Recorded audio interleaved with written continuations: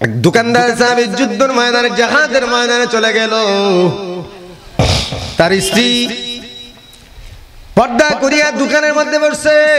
এই সাহাবী খুরমা কেনার জন্য গেল, কিন্তু তখনও পরিপূর্ণভাবে পর্দার আয়াত বিধান নাযিল হয় নাই। মহিলা সাহাবী দোকানের মধ্যে বসছে খুরমার জন্য। এই সাহাবী মহিলারে দেখার পর শয়তানে তার দিকে আকর্ষণ বাড়ায় দিছে। একবার যদি কোনো নারীর দিকে তাকান তারপর সাথে সাথে চোখ যদি নামায় না নেন, তার দ্বিতীয়বার পলক দেওয়া মাত্রই আপনার কবিরা গুনাহ শুরু হয়ে যায়।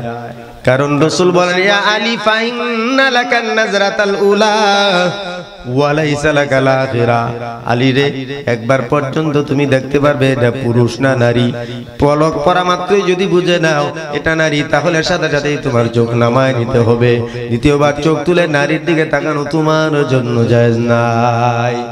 তো এই সাহাবী বলতেছে, আমাকে 1 টাকার খেজুর দাও, খুরমা দাও। মহিলারে দেখার পর মহিলা বলতেছে, গোডাউনের মধ্যে ভালো খেজুর আছে, খুরমা আছে, তুমি কোনটা নিবা? আমার ভালো খেজুর চাই। বাই কোথায়? জিহাদের ময়দানে গেছে। এবার মহিলা ভালো খুরমার জন্য যখন ঘরের ভিতরে গেছে, সাহাবী পেছনে দিয়ে ঢুকছে, দুইকা গিয়া দরজা লাগাইয়া দিছে। নিয়ত ভালো না খারাপ? কথা কয় না? কিছু দোকানদার আছে, এখন তো আপনার আমার বাজারের মধ্যেও 4 দোকানদারি করে মহিলারা। কথা কয় না? 4 দোকানদার হয়ে যাচ্ছে মহিলারা। মার্কেট দখল করতেছে মহিলারা। এর জন্য দেখেন তার দোকানে কাস্টমার বেশি, কারণ বেহায়া পুরুষের সংখ্যা বাইরে গেছে না। কথা কোন ঠিক না? সাহাবী মহিলারা দেখার পর নজর সামলাইতে পারে নাই।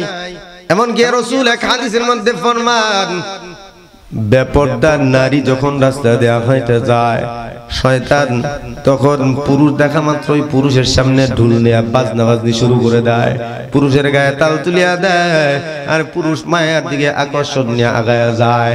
জিনা না হওয়া পর্যন্ত এই শয়তান ঢুল বাজানি বন্ধ করে না। সাহাবী ভিতরে ঢুইকা দরজা লাগায় দিছে। দরজা লাগানোর পর মহিলার দিকে যখন আগায় যায়, মহিলা আগে থেকে সাবধান করতেছে, রে ভাই সাবধান, আর আগায়ও না। আমি তোমার এক ভাইয়ের আমানত, তোমার এক ভাইয়ের আমানত। তোমার ভাই জিহাদের ময়দানে গেছে, তুমি তোমার ভাইয়ের অনুপস্থিতি তুমি তোমার ভাইয়ের আমানত নষ্ট করিও না। তুমি না মুমিন। সুবহানাল্লাহ, কোন সুবহানাল্লাহ। এ সাহাবী, তুই না মুমিন, তুই তোর আরেক মুমিন ভাইয়ের আমানত কেমনে নষ্ট করবি? আমার দিকে আগাইস না। তারপরও যখন সাহাবী ভয় করে না, মহিলার দিকে আগায় যায়, গিয়া জড়ায় ধরছে। কোন তাফসীরের মধ্যে লেখছে চুম্বন করছে। মুখের মধ্যে যখন চুম্বন করছে বা করবে, এমন টাইমে মহিলা একটা চিৎকার দিয়ে বলে, রে ভাই মানলাম জমিনে কাউরে ভয় করো না, কিন্তু ওই হাসরের ময়দানে জাহান্নামের আগুন সইতে পারবে নি। আমি তো কোনো অপরাধী না, আমি তো গুনাহ করতে চাই না, নিজেও জাহান্নামের আগুনে জ্বলতে চাও, আর বিনা অপরাধে আমারও জাহান্নামী বানাইতে চাও। আল্লাহর সামনে কি দাঁড়াইবা না?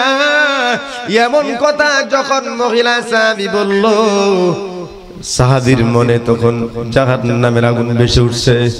ইমানদার তো, ঠিক না ভাই? ঠিক কন, ইমান আছে তো সাহাবী তো, এজন্য আল্লাহর ভয় জায়গা উঠছে।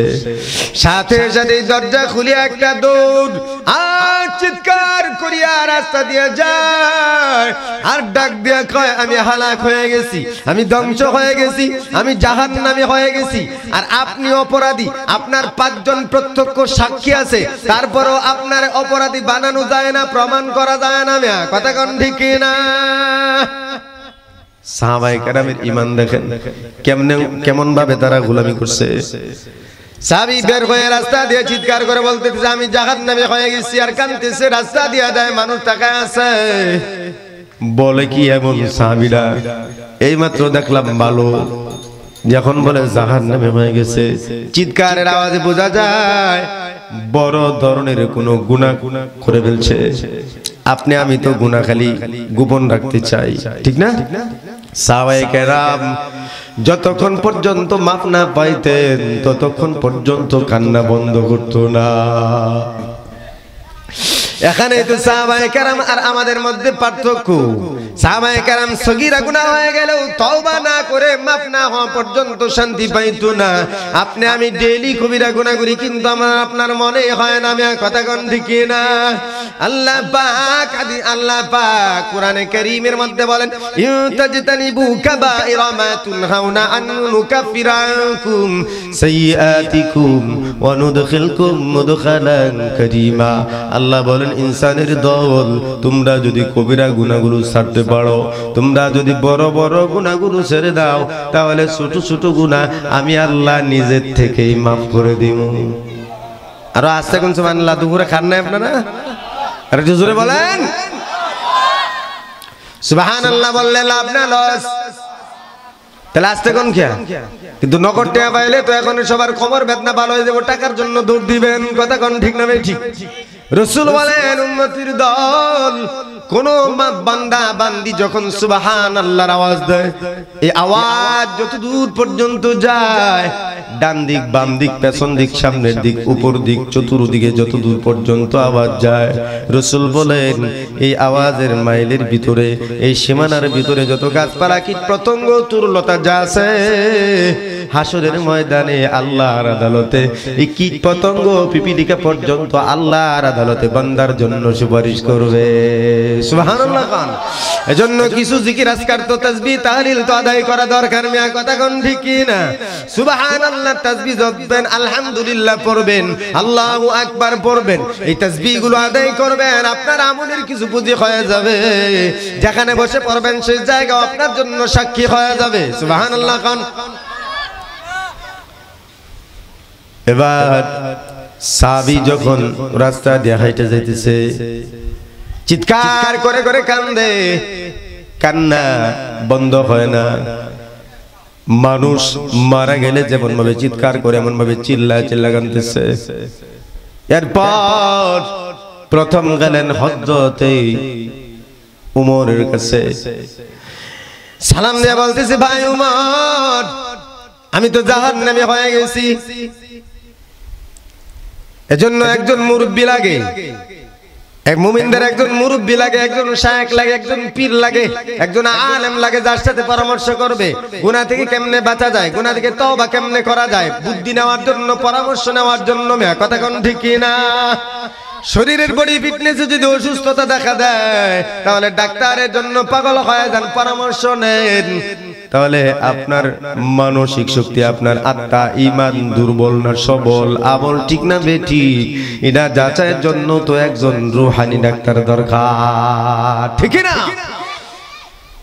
হযরত উমরকে বলেন, উমর, আমি তো জাহান্নামী হয়ে গেছি রে উমর।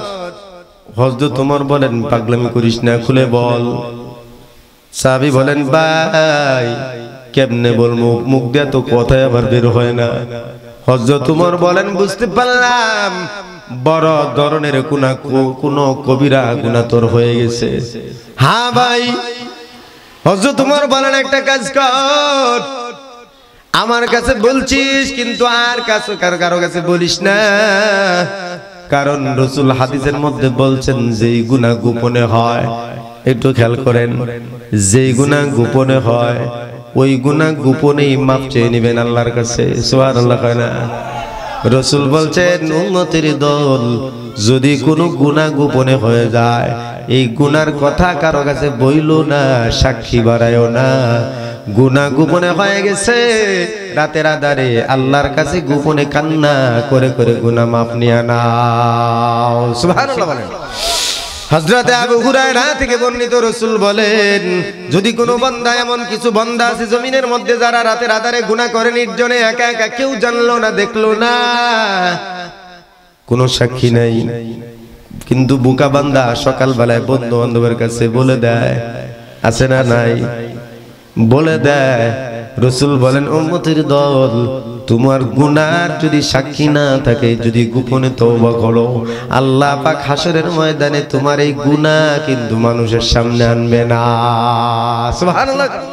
আরে ব্যাকল মার্কাড়া, এটা গুনাহ করছি গোপনে, সকাল বেলায় 10টা বন্ধু বান্ধব নিয়ে চা খায় আড্ডা দেওয়ার কয়, জানোস নি গত রাতে কি ফুর্তি করলাম? কথা কোন ঠিক না? এই নাফরমান, নিজের গুনার সাক্ষী বাড়া বাড়া তোমার নিজের মাপের রাস্তা কঠিন বানাইতেছো, ঠিক না? ঠিক বলেন। রাসূল বলেন গুনাহ গোপনে হয়ে গেছে, গোপনে তওবা কর। এই জন্য ওমর বলেন, ভাই গুনাহ যখন হয়ে গেছে কেউ তো জানে না, আর কারো কাছে বলছিস? কয় না বলি নেই। আমার কাছে বলছিস, আমি কিন্তু জানলাম, কিন্তু আমি কার কাছে বলবো না। যাও তুমি গোপনে রাতের আধার, নীরব নির্জন নিস্তব্ধ যখন সময় ঘুমে বিভোর হয়ে যাবে, এমন সময় আল্লাহর জন্য আল্লাহর কাছে কাঁদবে, জায়নামাজে সিজদায় পড়ে পড়ে মালিকের সাথে কথা কইবে, তওবা করবে, কাঁদবে। দেখবে এই গুনাহ গোপনেই মাফ হয়ে যাবে, তোমার আমল নামায় ওই গুনার কথা উল্লেখ থাকবে না। সুবহানাল্লাহ। আরেকটা হাদিসের মধ্যে আছে, রাসূল হাদিসের মধ্যে ফরমান, এক আল্লাহর বান্দা হাসরের ময়দানে দাঁড়াবে, আল্লাহ পাক তারে জান্নাতি ঘোষণা করবে। সুবহানাল্লাহ কয় না? আল্লাহ পাক তারে জান্নাতি ঘোষণা করবে। ফেরেশতারা বলবে, আল্লাহ অবজেকশন আছে। এই যে কিরামান কাতিবিন, এই লেখক দুইজন অবজেকশন করবে, আল্লাহ আমি তো নিজ হাতে গুনাহ লিখছিলাম, আমি জানি অমুক তারিখে এত তারিখে এত রাত সময় এতটা অন্ধকারের সময় অমুক জায়গায় গুনাহ করছি, আল্লাহ আমি লিখেছি, আমার কাছে ডায়েরি আছে। আল্লাহ পাক বলবেন, তাই নাকি? কয় হ্যাঁ। বাইর কর, দেখা আমার গোলাম গুনাহ করছে, ডায়েরির মধ্যে আছে তো আমি জানি না, দেখা। ফেরেশতা ডায়েরি বাইর করবে, যে পৃষ্ঠায় গুনাহ লেখছিল ওই পৃষ্ঠায় তো কোনো গুনাহ নাই, বরং সওয়াব দিয়া লেখা। সুবহানাল্লাহ।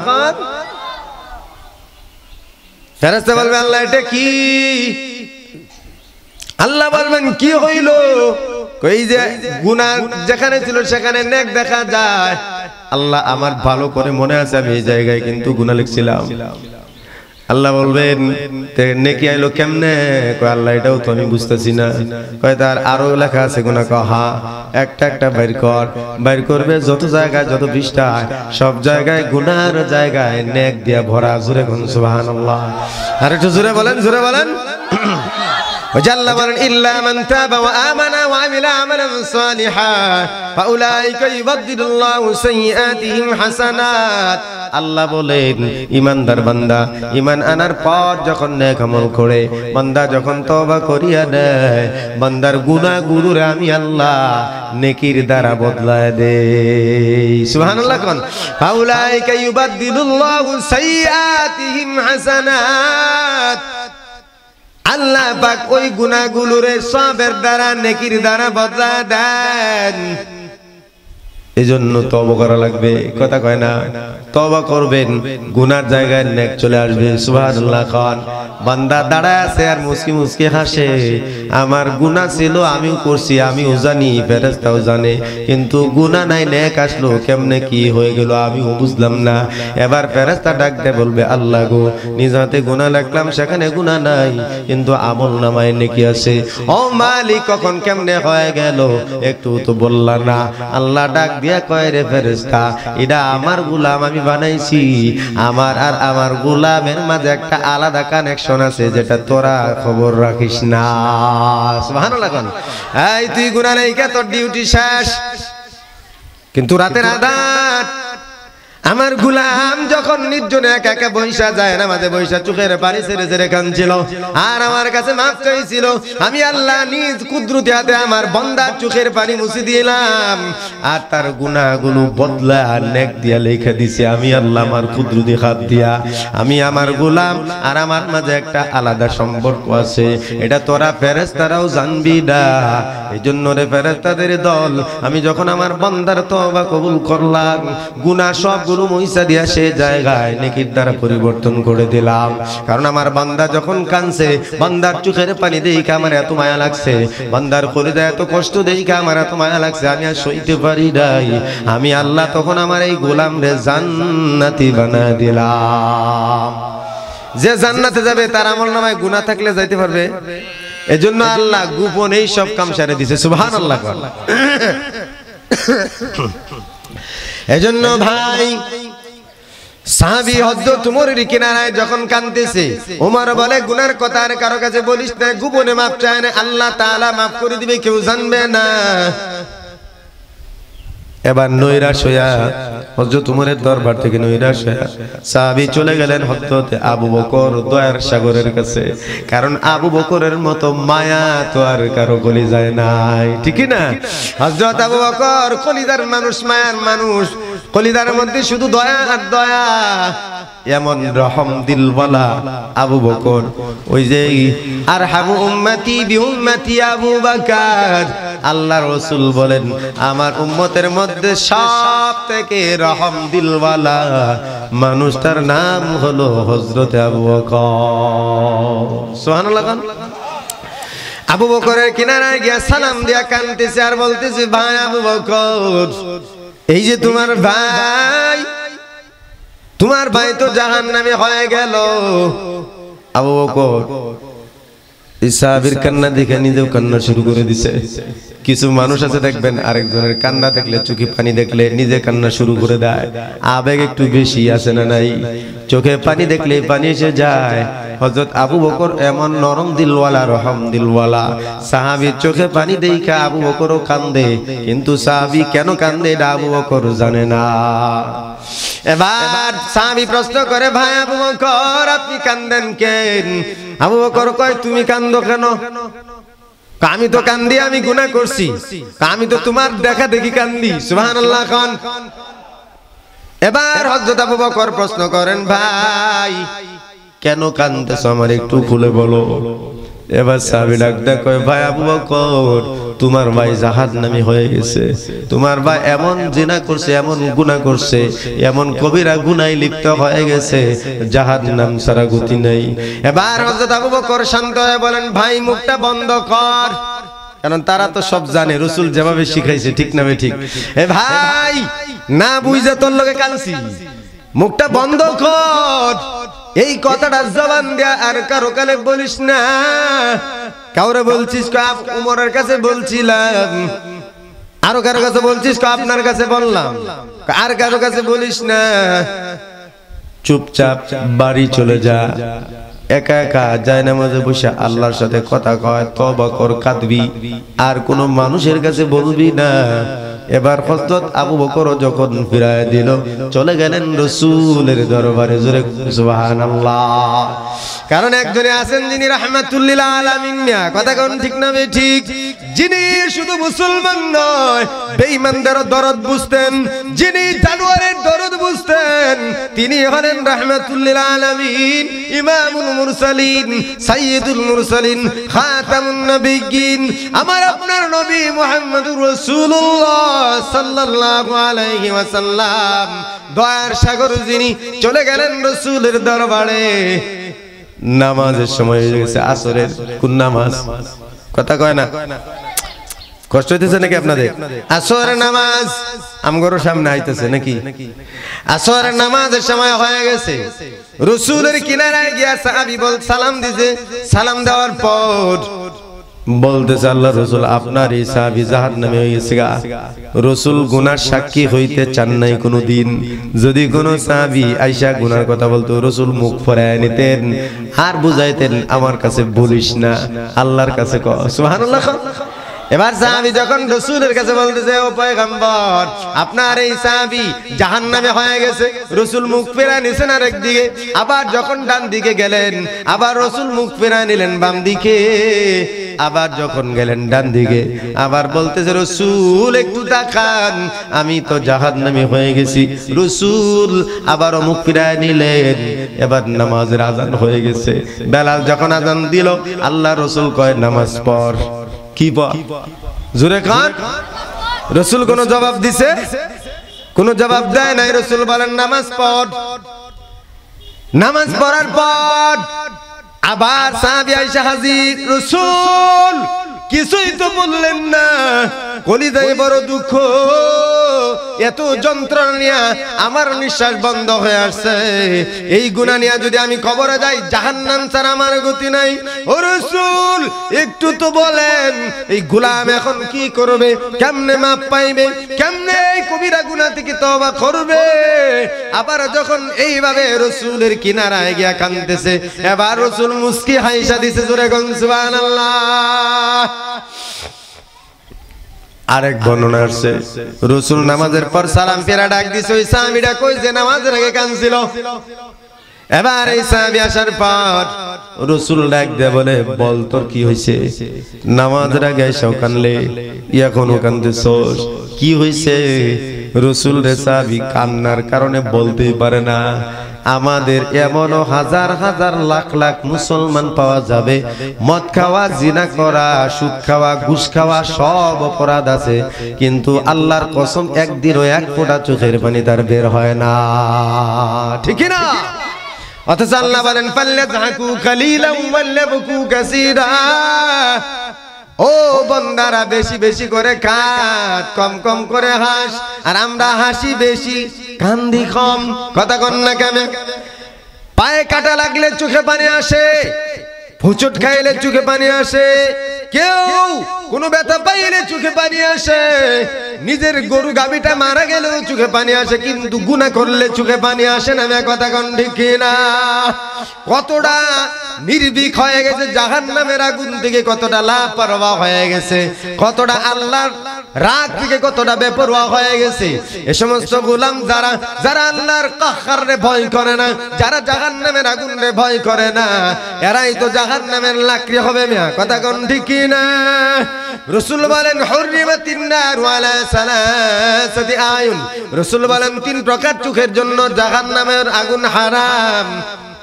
আইনুন বাকাত মিন খাশিয়াতিল্লাহ, যে চোখ আল্লাহর ভয়ে কান্না করে, আল্লাহ রাসূল বলেন তার জন্য জাহান্নামের আগুন হারাম। সুবহানাল্লাহ। কোন রাসূল এক হাদিসের মধ্যে বলেন, তিরমিজির হাদিস, মান বাকা মিন খাশিয়াতিল্লাহি ফাকাদ হারামাল্লাহু আলাইহিন নার।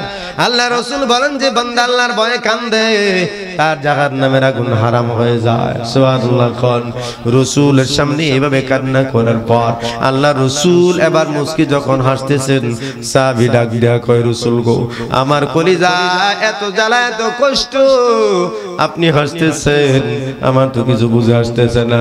রাসূল বলেন মনোযোগ দিয়া শুন, তুই কি নামাজ পড়ছস? কয় হ্যাঁ।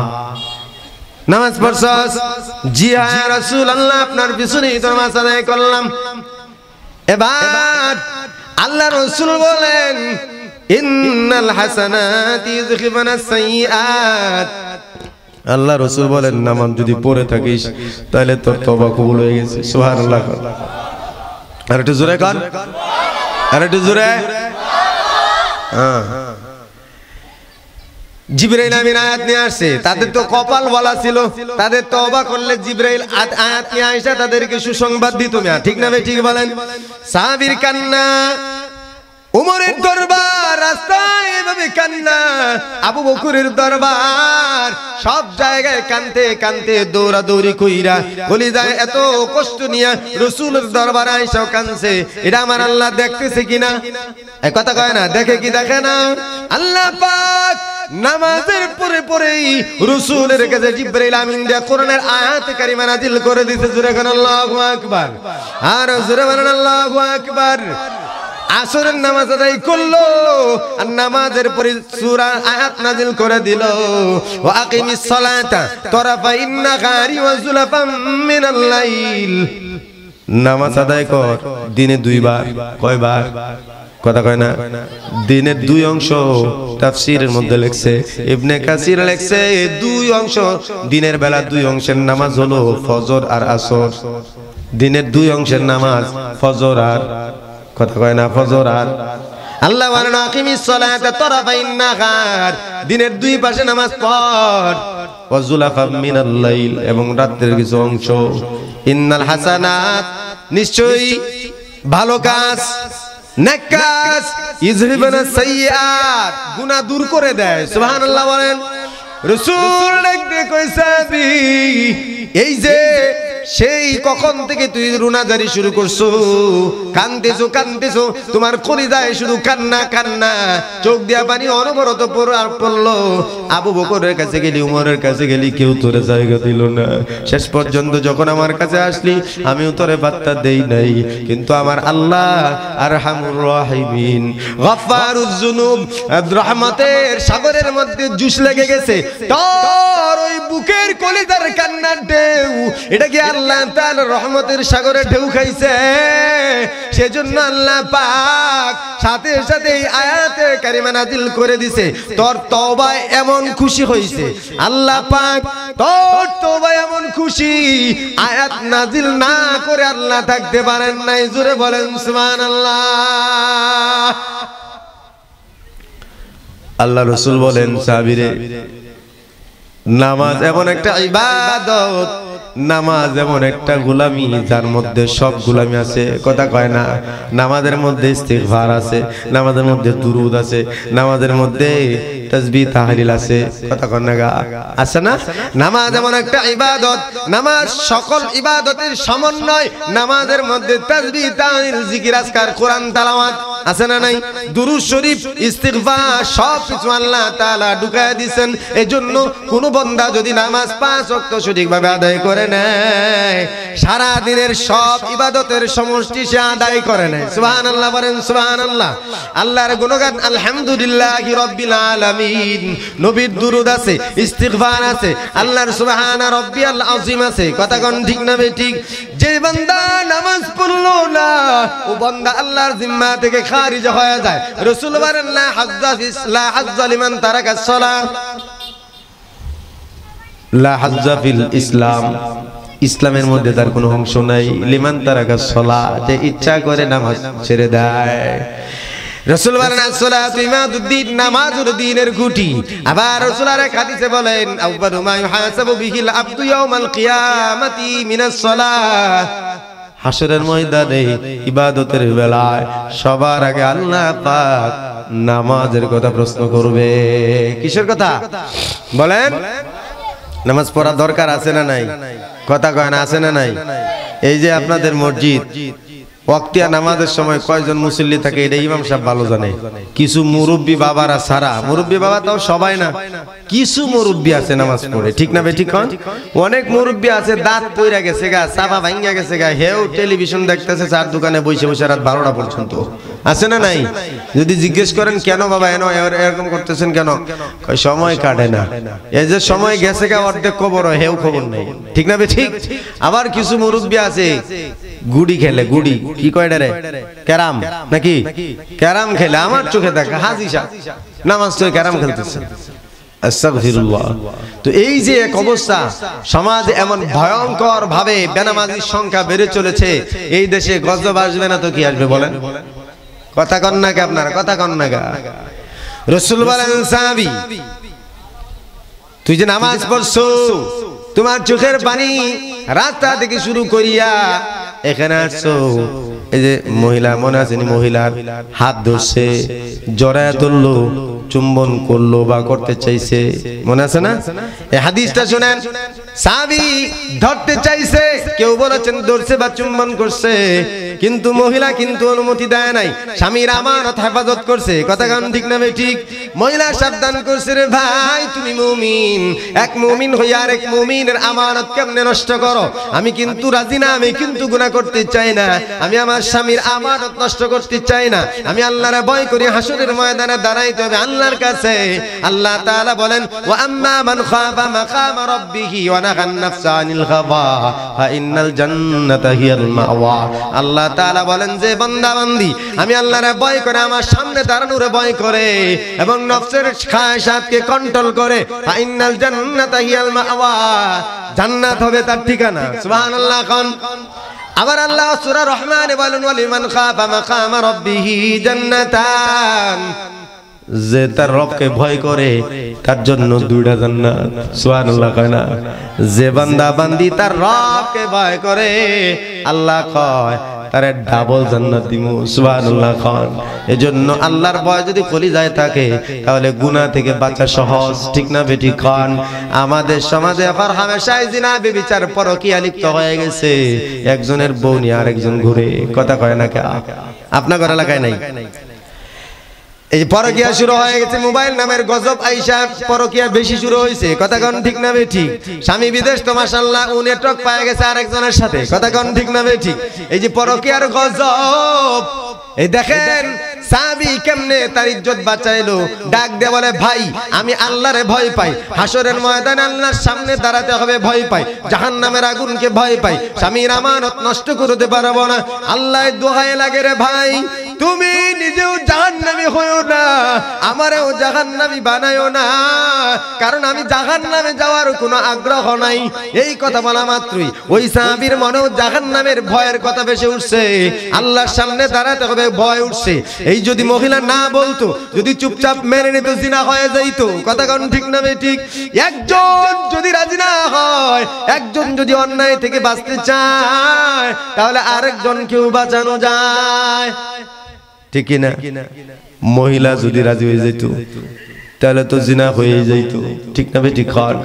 স্বামী নাই, দরজা বন্ধ, ঘরের ভিতর আদার, আর কেউ নাই, কিন্তু ঈমান আল্লাহর ভয় এমন ভাবে কাজ করছে, নিজেও যেমন বাঁচলো সাহাবীরাও বাঁচাইলো। জোরে কোন সুবহানাল্লাহ। রাসূল বলেন সাহাবী তোর ভিতরে যে ভয় ঢুকছে ওই ভয়টাই তোর জন্য বড় একটা সৌভাগ্যের ব্যাপার।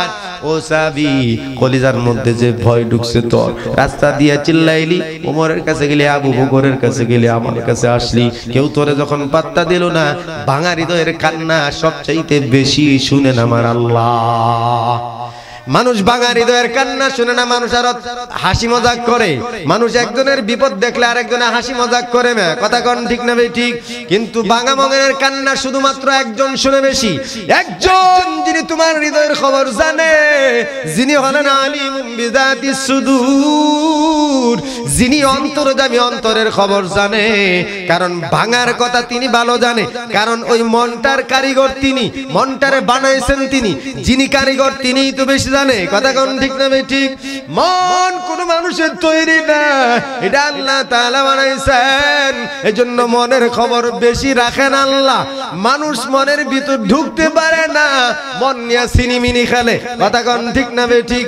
কোন না কোন ভাবে মানুষ মনে আঘাত দেয়, কষ্ট দেয়, দুঃখ দেয়, কিন্তু আমার আল্লাহ ওই ভাঙা মনটার দরদ সবচেয়ে বেশি বুঝে। এজন্য আল্লাহ অন্তর্যামী, আল্লাহর কাছে যদি বলতে পারেন, আল্লাহ ভাঙা মনের কান্না শুই না, রহমতের ঢেউয়ের সাগরের ধাক্কায় আল্লাহ তাআলা আপনার কাছে হাজির হয়ে যায়। পারবো না ইনশাআল্লাহ? নামাজ পড়বো তো আমরা ইনশাআল্লাহ, কথা কয় না? এই পড়বেন নামাজ? পড়বেন তো সবাই? হাত তুলেন দেখি। এই অর্ধেকটা উঠাইছেন কে? মানে মাঝে মাঝে পড়বেন, 5 ওয়াক্ত পড়বেন, বলেন 5 ওয়াক্ত ইনশাআল্লাহ। ইনশাআল্লাহ। এই যে মসজিদ আর যে প্যান্ডেলে বসে আছেন, এই জমিন কিয়ামতে কিন্তু আপনার সাক্ষী হয়ে যাবে যে নামাজের ওয়াদা করছিলাম, নামাজ পড়ি নাই, এটা জমিন বলে দেবে, ঠিক না? ঠিক বলেন? হাত বলে দেবে, মসজিদ বলে দেবে, ঠিক না? এজন্য ভাই পাক্কা ওয়াদা, নামাজ ছাড়বেন না। পুরুষের নামাজের কোনো মাপ নাই, যত ব্যস্ততার, যত অসুস্থতা থাকুক, যদি বেশি মাজুর অসুস্থ হয়ে যায়, অজ্ঞান হয়ে যায়, নামাজ পড়তে পারে নাই, অথবা সফরের হালতে নামাজ পড়ার সুযোগ ছিল না, কিন্তু নামাজ কাজা করে হলেও আদায় করা লাগবে, নামাজ মাফ হবে না। তো আমরা যেটা করি, এমনি মসজিদের সামনে চার দোকান, এনে চার দোকান বয়ে বয়ে টেলিভিশন দেখে, মোবাইল দেখতেছে, মসজিদ খালি, ইমাম সাহেব আর 2-1জন বুড়া বাবা ছাড়া আর কেউ মসজিদে নাই, ঠিক না? ঠিক বলেন? তো মসজিদের জবাবদিহি করা লাগবে না? কথা বলেন না কেন? আর একটা হাদিস শুনাই। রাসূল বলেন হাসরের ময়দান যখন কায়েম হবে, কিয়ামত যখন সংগঠিত হয়ে যাবে, ইযা সামাউ শাক্কাত ওয়া আযিনাত লিরাব্বিহা ওয়া হুক্কাত ওয়া ইযাল আরদু মুদ্দাত ওয়া আলকাত মা ফিহা ওয়া তাখাল্লাত, এমন ভাবে যখন কিয়ামত কায়েম হয়ে যাবে, আসমান জমিন সব চূর্ণ বিচূর্ণ হয়ে যাবে, পাহাড় পর্বত সব যখন তুলার মতো রুই রুই হয়ে উড়ে যাবে, সাগর সহ সবকিছু জমিনের মধ্যে সব পানি আর পানি হয়ে যাবে, মাটি আর থাকবে না। আগেও যেমন পৃথিবীর জমিনটা আমার পানি ছিল, ঠিক এমন ভাবে কিন্তু পুরা জমিনটা পানি হয়ে যাবে। শুধু পানি আর পানি, আর কিছু নাই। শুধুমাত্র মসজিদ আর মাদ্রাসা, দুইটা ঘর পানির উপরে নৌকার কিস্তির মতো ভাসতেছে। সুবহানাল্লাহ কয় না? পানি আর কিস্তির মতো, পানির মধ্যে কিস্তির মতো, জাহাজের মতো, স্টিমারের মতো ভেসে ভেসে যাচ্ছে। আল্লাহ পাক ডাক দেয়া বলবেন, আরে মসজিদ, এ মাদ্রাসা সব ধ্বংস হয়ে গেল, কোনো কিছুই বাকি নাই, তোমরা এখনো পর্যন্ত জিন্দা কেন আছো? তোমরা কি আমার হুকুম শোনো নাই? ইসরাফিলের সিংহায় ফুক কি তোমার কানে আওয়াজ যায় নাই? মসজিদ মাদ্রাসা ডাক দেয়া বলবে, মালিক আওয়াজ আসছে, শুনছি, সব কিছু ঠিক আছে, কিন্তু একটা আবদার, একটা দরখাস্ত করতাম, এজন্য এখনো পর্যন্ত আমরা নষ্ট হই নাই। কি আবদার? আল্লাহর কাছে আবেদন করবে, আল্লাহ আমারে যারা বানাইছে, আমারে যারা নির্মাণ করছে, আমারে যারা অর্থ দিছে, বুদ্ধি দিছে, সহায়তা করছে, আমারে যারা নামাজ পড়া আদায় করলো রে আল্লাহ, এদেরকে মাফ না করা পর্যন্ত আমরা ধ্বংস হইব না। সুবহানাল্লাহ খান। রাসূল বলেন, মসজিদের এমন সুপারিশ আল্লাহ কবুল করবেন। ডাক দিয়ে বলবেন, যা, তোদের আবেদন মঞ্জুর করলাম। আমার গোলাম যারা তোদেরকে নির্মাণ করলো এবং যারা তোদেরকে আবাদ করলো, আমি আল্লাহ পাক তোদের কারণে তাদের মাফের ঘোষণা দিয়া দিলাম। জুড়ে বলেন সুবহানাল্লাহ।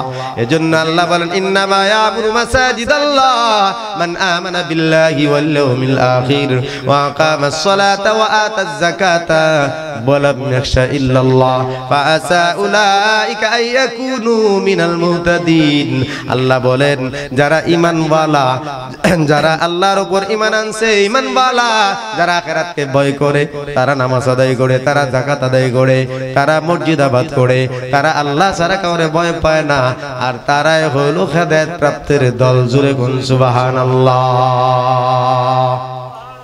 তো ভাইরা আমার, আজানের সময় হয়ে গেছে। তো এই পর্যন্ত আজকের আলোচনা। যেটা আমি আপনাদের বুঝাইতে চাইছি, রাসূল ইন্তেকালের সময় অসুস্থ শরীর নিয়ে নামাজ পড়ছেন, ঠিক না ঠিক বলেন? অসুস্থ শরীর নিয়ে রাসূল যদি নামাজ পড়তে পারেন, আর রাসূল যদি শেষ কথাও বলতে পারেন, উম্মত নামাজের কিন্তু কদর কইরো, নামাজ ছাইরো না। নামাজের জন্য আমাদের তাবলিগি ভাইরা ঘরে ঘরে, বাড়িতে বাড়িতে এসে দাওয়াত দেয়, ঠিক না ঠিক বলেন?